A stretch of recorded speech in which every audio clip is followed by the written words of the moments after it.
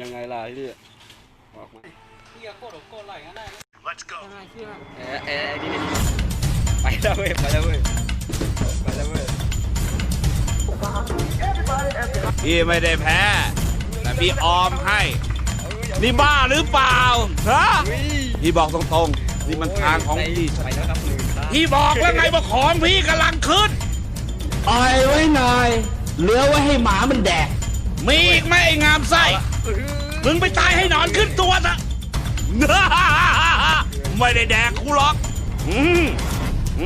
ไอ้นี่ก็ตีจังเลยอย่าดีฝ่ายน้องชิ้นน้ำเงินน้ำหมกแดงแล้วบ้าเป็นไงเอาเฮ้ยเอาเฮ้ยเอา2 ตัวแล้วกันแบบเนี้ยกูจะแทงให้มิดเลยโถไอ้สำรวยไอ้2ให้พี่เดินสะดวกเถอะ Models popping bottles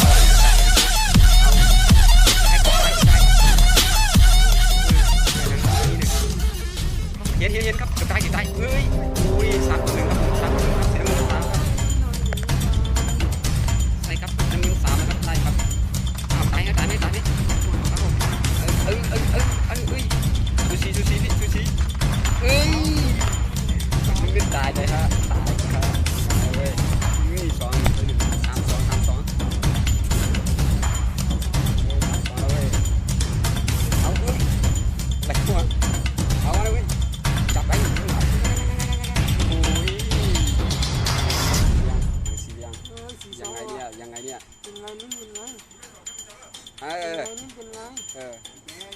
ไงไอ้เหลียงไอ้น้ำเงินไหวไหมยังไงตายครับตายอย่างนี้ครับตายแล้วนัดเดียวตายครับผมอย่างนี้ครับมาแล้วฮะยังไงนะครับยังไงฮะได้ดีกว่าฮะเอาละนี่ก็3 ครับ3อย่าเพิ่งใจสั่นนี่ที่ไล่เลยนาทีนี่ที่นำอยู่เทสนาก็มาถ้าได้40 ตัวก็จบเลยมาสียางเห็นแล้วนะตอนนี้ผมยืนก็ไม่กล้าออกบ้านแล้วเนี่ยผมว่าเดี๋ยวพอขึ้นนี้ไม่ได้แล้วตอนนี้ก็ไม่ตัดอะไรเอาแล้วเจอกันงัดครับเดี๋ยวซูชิครับตัดเอาครับไม่เอาไม่โกงกันไม่เอาคนดีทั้งคู่เฮ้ยจัดไปผู้ชายอย่างนี้แหละครับสู้1 ไปเฮ้ยตายครับนี่ตายครับเฮ้ยยังไม่ตายเอ้ยอะไรวะยิงเขาก่อนนะฮะยิงเขาก่อนดีกว่าตายครับ5-3นะฮะ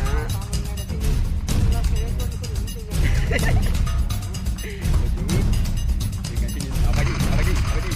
เฮ้ยเกือบมากจำ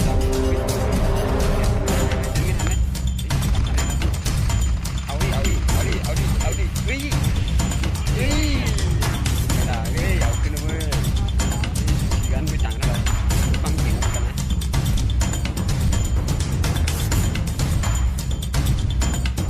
5 นาทีครับใกล้แล้วฮะต้องพยายามนะเพื่อนไม่ต่างนะเหมือนกันเลยนะเอาเห็นคิดต่อเห็นเอาเจ็บครับเจ็บนี่ดิ้นปั้นกล้องคูณอะไรวะคูณ6เปล่าคูณ6ไม่ได้หรอกนะเนี่ยมาละเอาละฮะยังไง6 5 ยังไงล่ะเน่ยิงได้จะพูดได้นะเจอแล้วมาแล้วเอา2 ทำไมเห็นเราเฮ้ยเท่ากันผมแล้วอ่ะผมแล้วเว้ยได้ถึง4 นาทีแล้วพี่เอาเงี้ยครับใครจะได้เงี้ย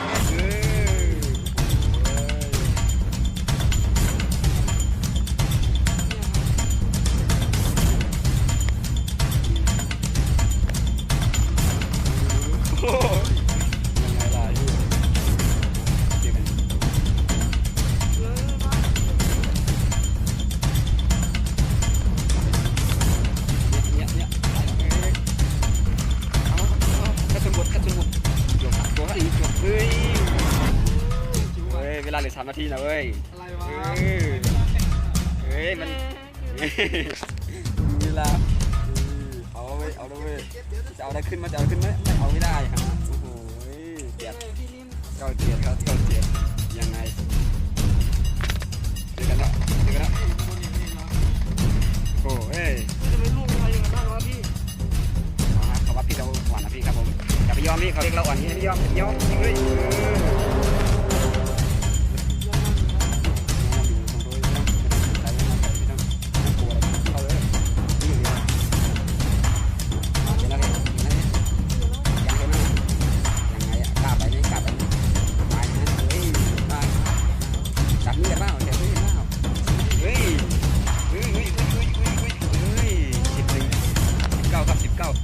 ไม่ได้2 นาที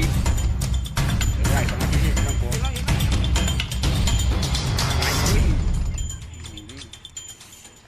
เฮ้ยเดี๋ยวถ้าเหลือนาทีสุดท้ายยังให้ต่อยกันเลยไม่ต้องสู้หรอกต่อยกันเนาะมังเลยเฮ้ย10แล้วว่ะเสมอพี่เสมอไม่ต้องโกง2 นาทีพี่เวลาเหลือเยอะที่2 นาทีพี่ จักเองวะบอกแล้วโหดทั้งคู่เป็นไงล่ะพี่จัดไปมาแล้วขาหน้ายื้อดิยื้อตายเฮ้ยเวลาเหลือแค่เหลือ1 นาทีกับ40 วินาทีนะฮะ10 กับ 11นะฮะเก่งทั้งคู่นะเนี่ยเก่งทั้งคู่นะฮะเข้าไปดูชั้นข้างบนดีกว่าอยู่ไกลกันวะไม่อยู่ไกลกันจังวะโอ้โห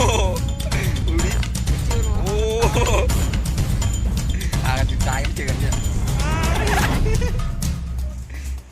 จักเองไปสิมาโดนเอายังไง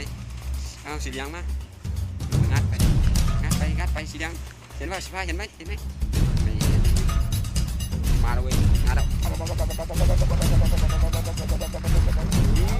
เท่ากันเวลาเหลือแค่40 วินะคะเอาดีๆนะฮะ ลอยเลยครับ สุดท้ายเนี่ยนะเท่ากันนะปล่อยกันเลยยังไงเวลา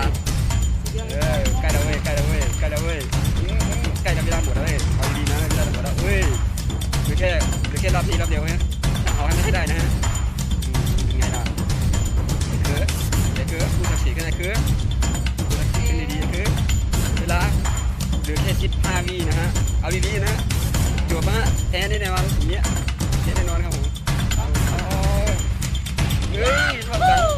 เท่ากันผมนี่เสมอแน่นอนเสมอจบครับใครได้